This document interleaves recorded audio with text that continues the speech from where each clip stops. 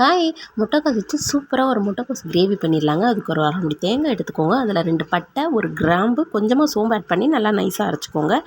கடாய் அடுப்பில் வச்சுட்டு கொஞ்சமாக ஆயில் போட்டுட்டு கடுகு போட்டு தாளிச்சிட்டு சின்ன வெங்காயம், கருவேப்பிலை போட்டு நல்லா ஃப்ரை பண்ணிவிடுங்க. ஃப்ரை ஆனதுக்கப்புறமேல கொஞ்சமாக இஞ்சி பூண்டு பேஸ்ட்டு ஆட் பண்ணிக்கோங்க. ஆட் பண்ணிட்டு நல்லா பச்சை வாசம் போகிற அளவுக்கு எண்ணெயில் ஃப்ரை பண்ணிக்கோங்க. அதுக்கப்புறம் வரமிளகாய்த்தூள், குழம்பு மிளகாய்த்தூள், மஞ்சத்தூள் 3 ஆட் பண்ணிட்டு நல்லா அதே ஆயிலில் ஃப்ரை பண்ணிவிடுங்க.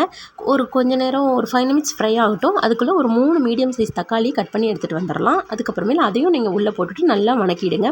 தக்காளி நல்லா சுருளை வணங்குற அளவு நீங்கள் வணக்கணும். அப்போ தான் உங்களுக்கு குழம்பு நல்லா திக்னஸ் கிடைக்கும், டேஸ்ட்டும் கிடைக்கும். ஸோ அதனால் தக்காளி நல்லா ஃப்ரை ஆகட்டும். ஃப்ரை ஆனதுக்கப்புறமேலு நமக்கு தேவையான அளவு வாட்டர் ஆட் பண்ணிப்போம். தண்ணி ஊற்றிட்டு எவ்வளோ தூரம் நமக்கு தேவையோ அவ்வளோ தூரம் தண்ணி ஊற்றிப்போம். தக்காளி நல்லா வணங்கட்டும். அதுக்கப்புறமேல் நான் இன்னும் சொல்கிறேன் முட்டைக்கோஸை போட்டுட்டு எவ்வளோ தண்ணி ஊற்றணும்னு. இது தக்காளி வணங்குறதுக்காக கொஞ்சமாக நம்ம ஆட் பண்ணிக்கிறோம். இங்கே பாருங்கள், தக்காளி இது மாதிரி முழுசாக இருக்குல்ல, இந்த மாதிரி தொக்கு ஆகிற அளவு நல்லா ஃப்ரை பண்ணிக்கோங்க.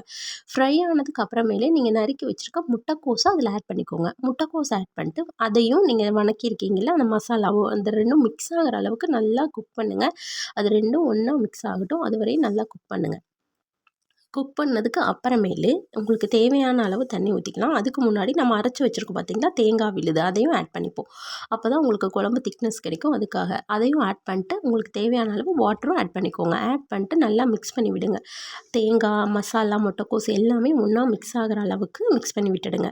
இங்கே பாருங்கள், குழம்பு நமக்கு இவ்வளோ திக்னஸ் கிடச்சிருக்கு. உங்களுக்கு இன்னுமே வேணும்னாலும் நீங்கள் வாட்டர் ஆட் பண்ணிக்கலாம். இல்லைனா தேங்காய் எண்ணெய் கொஞ்சம் கூட சேர்த்து அரைச்சிங்கனாலும் உங்களுக்கு குழம்பு நிறையா கிடைக்கும்.